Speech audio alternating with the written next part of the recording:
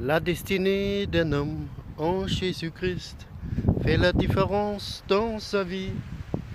La destinée est spirituelle. Oh oui, oh oui, oh oui.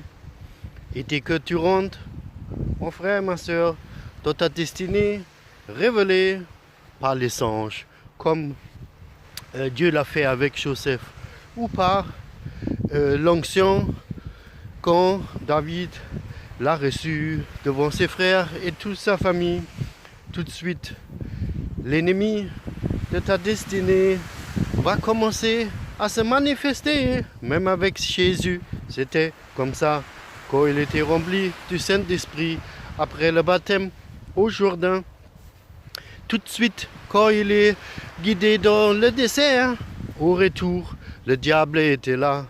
Le diable n'a pas peur de votre onction. Non, c'est pour des miracles et les guérissons.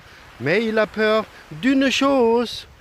C'est là où il ne peut pas toucher. C'est votre crainte de Dieu, c'est-à-dire ne pas faire ce que vous savez que Dieu n'aime pas.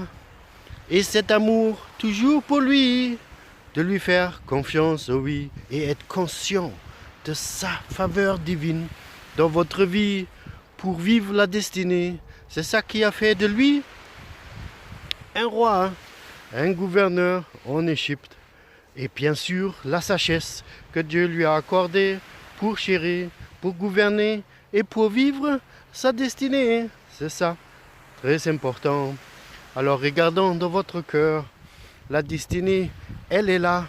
Mais souvent, comme c'est le symbole de l'étoile, des fois notre étoile est voilée. Et s'il est voilé, c'est les esprits des ténèbres qui s'opposent à ça.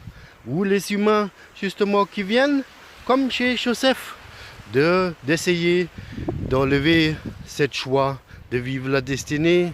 Et des fois, on est bloqué parce que nous ne sommes pas conscients. Qu'est-ce qui bloque cette destinée? On n'a pas besoin de l'activer. Non, c'est spirituellement déjà placé en nous. Il faut attendre la révélation. Il faut attendre que Dieu se manifeste. Des fois, c'est plus tôt, des fois, c'est plus tard.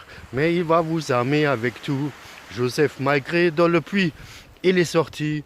Malgré oppressant et esclave chez Potiphar, Dieu était avec lui et la prospérité l'accompagna.